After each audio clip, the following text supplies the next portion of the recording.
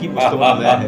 মই মিঠাই খাই খুব ভাল পাওঁ যদি আৰু মোৰ মধ্যপ্ৰদেশো প্ৰকট হৈছে এই মধ্যপ্ৰদেশ প্ৰকট হোৱাটো ৰুণা কেৰেলা বেয়া বাকী নমস্কাৰ, মই বিকাশ দাস।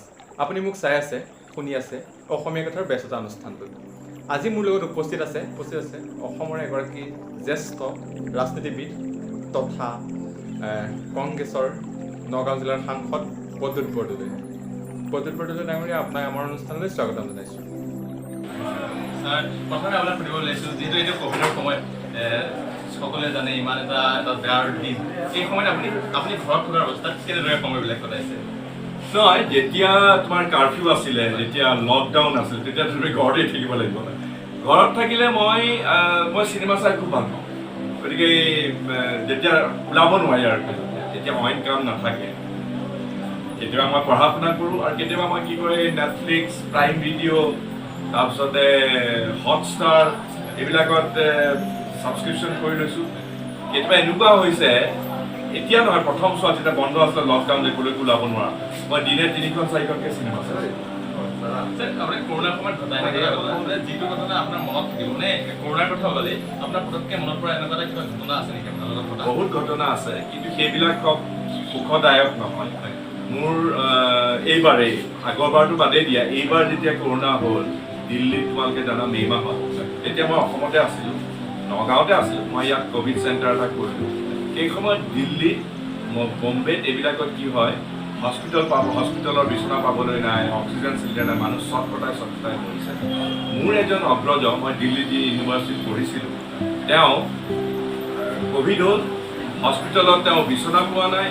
তেওঁৰ বৌয়ে, তেওঁৰ মিছেছে মোলৈ ফোন কৰিছে দিল্লীৰ পৰা যে তেওঁক এখন হস্পিটেলৰ বেড যোগাৰ কৰি দিব লাগে।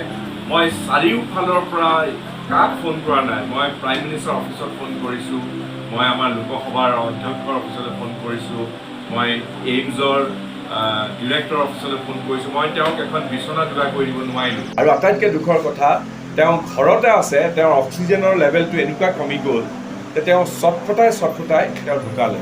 গতিকে এই বস্তুটো, এইবিলাক এটা উদাহৰণ, তেনেকুৱা বহুত উদাহৰণ আছে যে এইবিলাকে আমাৰ জীৱনটো জোকাৰি দি গ'ল। এই ক'ভিডে এনেকুৱা এটা ভাৰতবৰ্ষত পৰিয়াল নাই, সেই হিচাপে আমি অসমৰ মানুহবিলাক অলপ ভাগ্যৱান, কিন্তু ভাৰতবৰ্ষৰ য'তেই নোযোৱা লাগিলে কাৰোবাৰ নহয় কাৰোবাৰ কোনোবা চিনাকি, কোনোবা বন্ধু, কোনোবা আত্মীয় এই ক'ভিডৰ আক্ৰমণত ধৰাশায়ী হয়।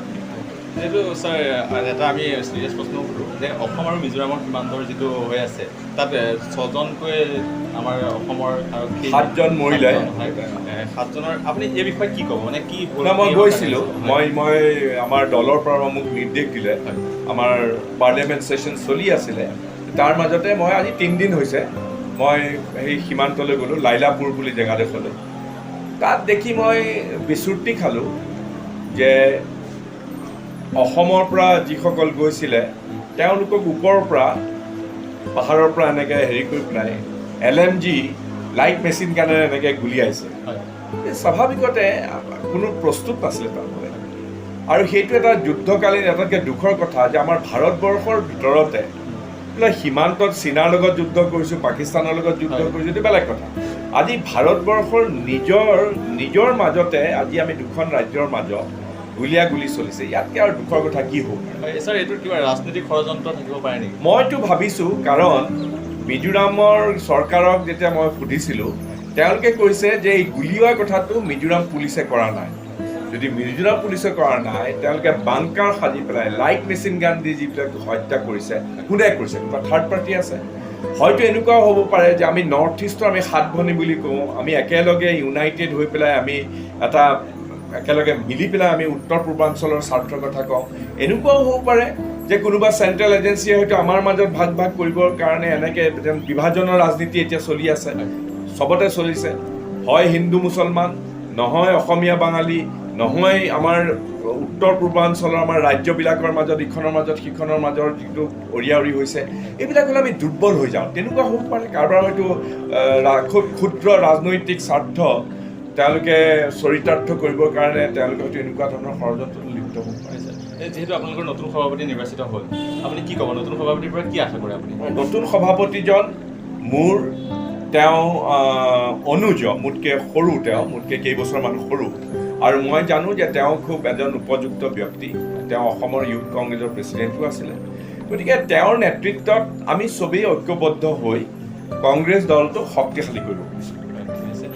পৰৱৰ্তীটো প্ৰশ্ন এটা ফেমিলিয়াৰলৈ কৰিব বিচাৰিছোঁ। আপোনাৰ খোৱা বস্তুৰ কথা ওলালে, ঘৰত যেনেকুৱা খোৱা বস্তুৰ কথা ওলালে, আপোনাৰ পটককৈ তিনিটা একদম অতি সোনকালে ক'ব লাগিব, তিনিটা কি বস্তু বনালে আহে? মই মিঠাই খাই খুব ভাল পাওঁ। যদি মোৰ পায়স বনাই থৈ দিছে ফ্ৰিজত, মই মনে মনে গৈ পেলাই পায়স খাওঁগৈ, ৰসগোল্লা খাওঁগৈ। কিন্তু এতিয়া মোৰ পত্নীয়ে মোক কৈ থাকে যে তোমাৰ এতিয়া লাহে লাহে তুমি ডেকা হৈ থকা নাই, ডেকা হৈ যোৱা নাই, তোমাৰ বয়স অলপ অলপ বাঢ়িছে, গতিকে ডায়েবেটিছ নাই, কিন্তু তুমি অলপ সংযম কৰিব লাগিব। আৰু মোৰ মধ্যপ্ৰদেশো প্ৰকট হৈছে। এই মধ্যপ্ৰদেশ প্ৰকট হোৱাটো ৰোধ কৰিবৰ কাৰণে মিঠাজাতীয় বস্তু, চৰ্বিজাতীয় বস্তু মই কমাব লাগিব। গতিকে সেইবিলাক বস্তু আছে। যিহেতু আপুনি যেতিয়া যায় আলহী ঘৰত, আপোনাৰ আলহী ঘৰত যেতিয়া ভাত দিয়ে, ভাতৰ লগত কি চব্জি দিলে পটককৈ বেয়া লাগি যায়? মই কোমোৰা খুব বেয়া পাওঁ, তিতা কেৰেলা বেয়া পাওঁ, বাকী চব খাওঁ। হয়। আৰু ছাৰ এতিয়া যিটো সুধিব বিচাৰিছোঁ যে আপুনি দিল্লীৰ নগাঁও সমষ্টিটোৰ বিষয়ে, আপোনাৰ নগাঁও সমষ্টিটোৰ লৈ আপোনাৰ মনোভাৱটো কেনেকুৱা, যে আগৰ যি আছিলে আৰু আপুনি অহাৰ পিছত কি পৰিৱৰ্তন দেখিছে? নাই চোৱা, মই নিজকে বৰ সৌভাগ্যৱান বুলি ভাবোঁ। কাৰণ গুৰুজনাৰ এই নগাঁও মানে অসমৰ বক্ষস্থল হয়, নগাঁও হ'ল অসমৰ বক্ষস্থল। গতিকে অসমৰ বক্ষস্থলত ইয়াৰ আকাশে বতাহে গুৰুজনাৰ যিটো সাৰ্বজনীন যিটো তেওঁৰ চিন্তাধাৰা, তেওঁৰ যিটো আমাক দি গ'ল, সেয়া অনুৰণিত হৈ আছে গোটেই আকাশে বতাহে। গতিকে মই আজি এইখন জেগাৰ প্ৰতিনিধিত্ব কৰিবলৈ পাই মই সঁচাকৈ নিজকে সৌভাগ্যৱান বুলি ভাবিছোঁ। আৰু মই অৰিজিনেলি উজনি অসমৰ, কিন্তু মই নগাঁওকে মই এতিয়া নিজকে নগঞা বুলি গণ্য কৰোঁ।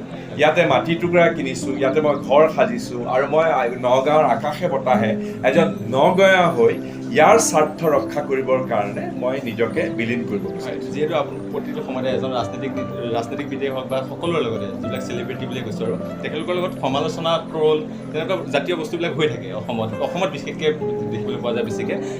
এইটোক আপুনি কেনেদৰে লয়, আৰু সেই সময়কণত ট্ৰল হোৱা সময়ত আপোনাৰ মানে কেনেকুৱা লাগে? চোৱা, মোৰ ছালখন ডাঠ হৈ গ'ল, কাৰণ ৰাজনীতিত থাকিলে তুমি বিভিন্ন ধৰণৰ হ'ব। আৰু আজিকালিতো এই ছ'চিয়েল মিডিয়াত ঘৰৰ চাৰিবেৰৰ মাজত বহি পেলাই তুমি যিকোনো লিখি দিব পাৰা। গতিকে সেইবিলাক আমাৰ চলে, সেইবিলাকক মই পৰুৱা নকৰোঁ। পৰুৱা এইকাৰণেই নকৰোঁ, তাৰ মাজতে সমালোচনাটো মই তাৰ পৰা যিবিলাক পইণ্ট আছে নিজকে সংশোধিত কৰিবৰ কাৰণে সমালোচনাৰ দৰকাৰ হয়, যাতে তুমি কক্ষচ্যুত নোহোৱা, তুমি যাতে মানুহৰ মাজত থাকিব পাৰা, আৰু এজন জনপ্ৰতিনিধি হৈ পেলাই সঁচাকৈ যাতে জনসাধাৰণৰ আশা আকাংক্ষাক প্ৰতিফলিত কৰিব পাৰা। সেইকাৰণে এই সমালোচনাবিলাক মই খুব গঠনমূলকভাৱে লওঁ। আৰু কোনোবাই কেতিয়াবা খুব বেছি গালি পাৰে, তেতিয়া ভগৱানৰ ইচ্ছা বুলি কৈ পেলাই তেওঁক এৰি দিওঁ, আৰু মোক কৰিমনো কি আৰু। যিহেতু দলটোৰ পৰা ত্যাগ এজনৰ পিছত এজন গৈ আছে, আজি এই বিষয়ে আপুনি কি ক'ব? নাই, তেনেকুৱা সুবিধাবাদীৰ দল আছেই, কংগ্ৰেছতো আছে, আৰু হয়তো ব্যক্তিগত স্বাৰ্থত কিছুমানৰ পুলিচৰ কেছ, কিছুমানে 2 নম্বৰী কাৰবাৰ কৰে, তেনেকুৱা ধৰণৰ কাৰণেও বহুতে ৰক্ষা পাবৰ কাৰণে শাসিত দলৰ ওচৰলৈ যায়। তেওঁলোক যি গৈছে, কিন্তু আমাৰ কংগ্ৰেছ দলটো বৰ শক্তিশালী। মই তাকে কৈছোঁ আমাৰ কৰ্মীসকলক যে আমি কাৰো হতাশ হ'ব নালাগে। আমি সকলোৱে একলগ হৈ পেলাই কংগ্ৰেছ দলটো সংগঠিত কৰি আমি আকৌ আত্মপ্ৰকাশ কৰিম। হয়, আপুনি ইমান সময় দিলে তাৰ বাবে বহুত বহুত ধন্যবাদ। শেষত সুধিব বিচাৰিছোঁ যে ক'ভিডৰ পৰা আপুনি কি শিকিলে, আৰু মোৰ ভিউৱাৰ্ছসকলে আপোনাক চাই আছে, যথেষ্ট আপোনাৰ অনুৰাগী আছে, তেওঁলোকক আপুনি কি ক'ব? ক'ভিড আমি উৰুৱাই দিব নালাগে। মই এতিয়া ইয়াত তুমি মোক প্ৰশ্ন সুধিছাৰ কাৰণে মই এইখন সদায় পিন্ধি থাকোঁ। মই ইতিমধ্যে এই যিটো ভেকচিন আছে 2টা ড'জ লৈছোঁ।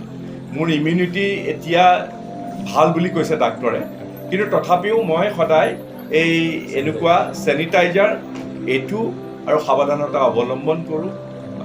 যিমান পাৰোঁ আমি চবেই সাৱধানতা অৱলম্বন কৰা উচিত। ঠিক আছে, নমস্কাৰ। মই বিকাশ দাসে আপোনালোকক বহুত বহুত ধন্যবাদ জ্ঞাপন কৰি আজিৰ অনুষ্ঠানৰ পৰা বিদায় মাগিলোঁ। পুনৰ লগ পোৱাৰ আশাৰে আজিলৈ বিদায়। ধন্যবাদ। Thank U.